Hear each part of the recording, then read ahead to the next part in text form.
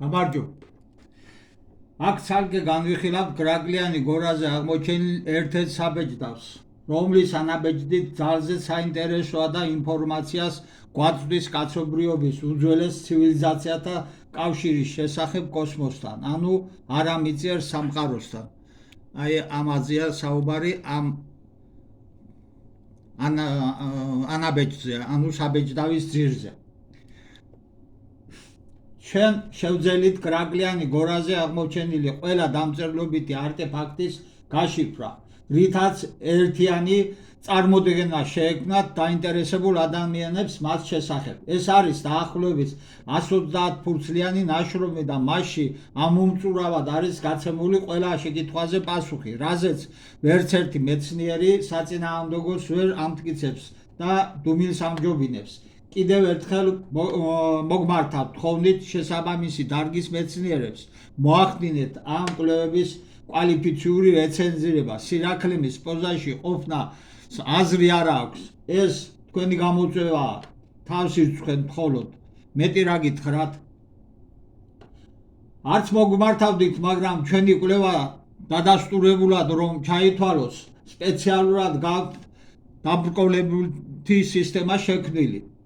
შესაბამისი დარგის ხარისხმნინჭებულმა რომელიმე მეცნიერმა უნდა დაწეროს დასკვნა, მაშინ როცა მოგვიტევეთ და თქვენი სამეცნიერო ნაშრომები კრიტიკასაც ვერ უძლებს. ერთ-ერთზე ვიდეო გვაქვს ჩაწერილი და უყურეთ. მიხვდებით ყველაფერს. თქვენ საქართველოს ისტორიას აყენებთ შეურაცხყოფას, ჩვენ კი არა, რადგან ჩვენი გაშიბრული გრაგლიანის დამწერლობითი სიმბოლოები ადრე თუ გვიან იქნება აღიარებული. ახლა კი საბეჭდავების შესახებ. გრაგლიანზე აღმოჩენილი საბეჭდავის ანაბეჭდის ანალოგიური გამოსახულების მქონე NGC 1300 არის სპირალური galaktika. აი აგერ. და აი ეს ანაბეჭდი როგორც გითხარით.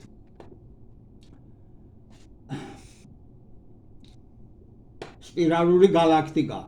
მდებარეობს ჩვენგან დაახლოებით 61 მილიონი სინათლის წლის მანძილზე. დინარის თანავარსკვლავედში, იგივე ერიდანუსი. ის არის ერიდანუსის გროვის წევრი, რომელიც 200 galaktikისაგან შემდგარ გროვას წარმოადგენს. იგი აღმოაჩინა ჯონ ჰერშელმა 1835 წელს. პოსტებში დევს შესაბამისი მასალები და თხოვთ გაეცნოთ. აგერ წარმოგიდგენთ ამ დინარის თანავარსკვლავედსაც. და აქ არის, აი აქ გამოტანილია სად მდებარეობს ეს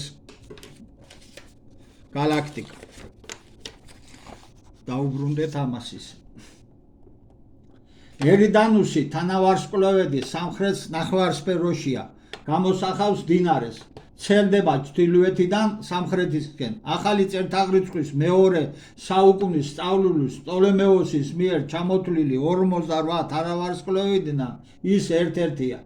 ანუ იცნობდნენ ადრიდანვე. ამ თანავარსკვლავედის ბერძნული დასახელება ერიდანუსი მეცნიერთა ნაწილს ვარაუდს უჩენს იმისა, რომ ის უნდა მომდინარეობდეს ბაბილონური თანავარსკვლავედიდან და მისი სახელობის ქალაქიდან, რომელიც მდებარეობდა ბაბილონის უკიდურეს სამხრეთში. წარმოადგენდა წარმომამდელი 5 ქალაქიდან ერთ-ერთს. ერქვა ერიდუსი. მას განაგებდა ღმერთი ენქია, ურსკრულის კოსმიური სამფლობელოს მმართველი. ურსკრულით მოიხსენიებდნენ უძველეს დროში კოსმურ სივრცესაც. მისი უსასრულობიდან გამომდინარე. მისი სახელი უკავშირდება ფაეტონის შესახებ მითს. მან გამოიყენა ჰელიოსის ეტლი, მაგრამ მართვა გაუჭირდა. ფაეტონი მოკლა ზევსმა. სავარაუდოდ აქ საუბარია სივრცეში დიდ მანძილზე გადასაადგილებელ საშუალებაზე. ფაეტონს სურდა დედამიწის დატოვება და კოსმოსში გარკვეული მიმართულებით გამგზავრება. არის ასეთი მოსაზრება, რომ მითოლოგიურ ეტლში უნდა იგულისხმებოდეს კოსმიური ხომალდი. აგერ შეგიძლიათ იხილოთ. გვაქვს ჩვენ ამ ხომალდის აგერ არტეფაქტი. გადაღებული ეს დააგვირდით თქვენთვინოთ, ერთ-ერთი უძველესი არტეფაქტია. ასევე ჩვენ მოცემულ ფოტომასალაზე არის არა დედამიწისეული არსებების გამოსახულებები და მათზე ქვემოთ ვისაუბრებთ. წარმოგიდგენთ მათაც. აი აგერ. და განსაკუთრებით ვისაუბრებთ აი ამათზე.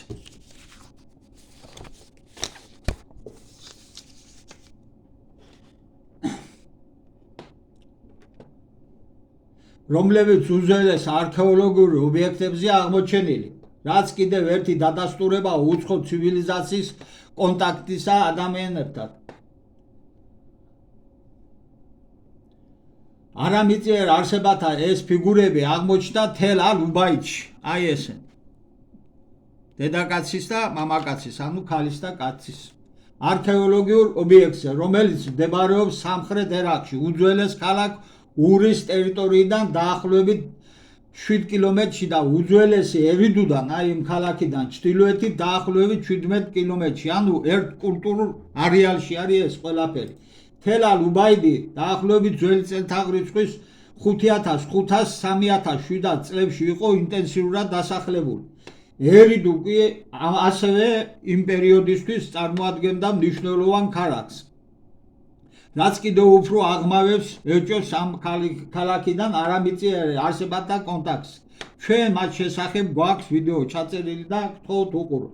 ხოლო რაც შეეხება გრაკლიან გორაზე აღმოჩენილ საბეჭდავს, რომლის ანაბეჭდით იდენტური გამოსახულების ჰქონია NGC 1300 galaktikis ვიზუალისა, მიუთითებს იმაზე, რომ უძველეს პერიოდში მართლაც იყო კონტაქტი არამიწიერ არსებებთან, რომლებიც იმ დროისთვის გაცილებით მაღალ განვითარების საფეხურზე იმყოფებოდნენ, ვიდრე ადამიანები და მათ მიერ კაცობრიობისთვის გადაცემული ცოდნა აისახა ამ უცხო არსებების გაღმერთებაში, რომლებიც ციდან მოვიდნენ და განვითარების დონით მათზე ბევრად მაღალ საფეხურზე იმყოფებოდნენ. ამიტომაც დაიტანეს უძველეს საბეჭდავებზე იმ galaktikis გამოსახულება, საიდანაც ეს უცხო არსებები უნდა მოსულიყვნენ. ამ კონკრეტული galaktikis გამოსახულება ასევე გზამკვლევი იქნებოდა უკიდეგანურ კოსმიურ სივრცეში, ერთგვარი მისამართი არამიწიერი არსებების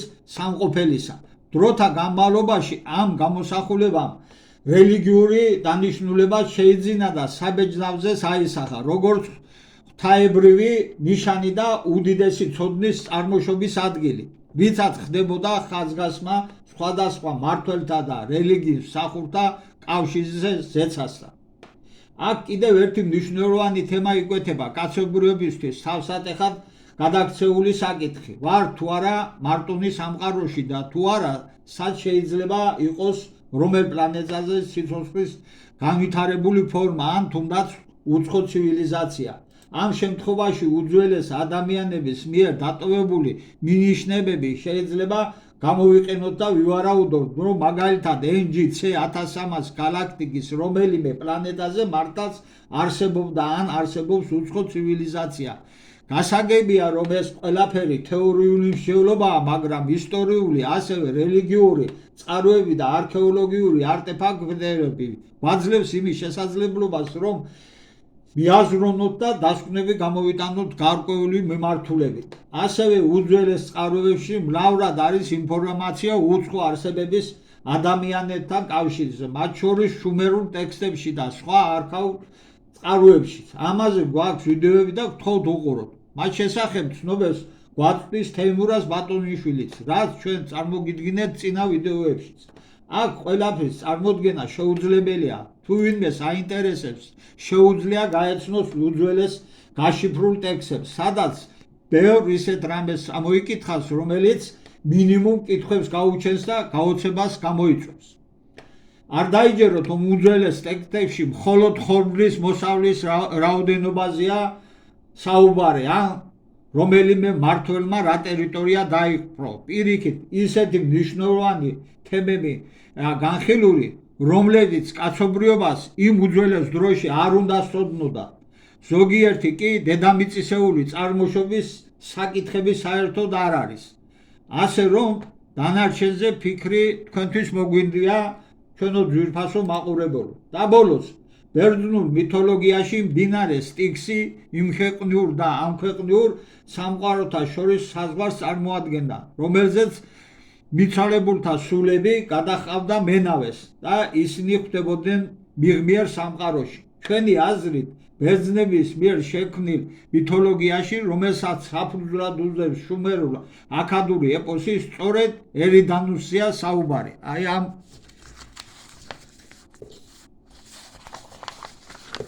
დინარესზე, როგორც მოგახსენებთ.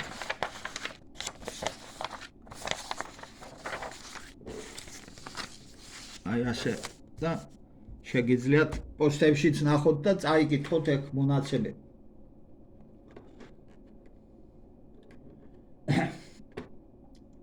სწორედ ერიდანუსია საუბარი, რომელზეც ზემოთ ვისაუბრეთ, თანაც აქ უნდა ვიგულისხმოთ ზეციური უსკრული, უსასრულობიდან გამომდინარე.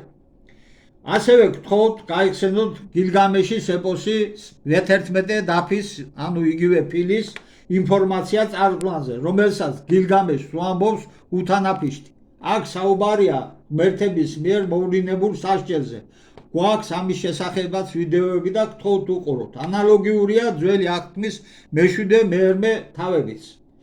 ამით დავასრულოთ. გამოიწერეთ ჩვენი არხი, უყურეთ ჩვენს ვიდეოებს და მოგწერეთ კომენტარები. დიდი მადლობა.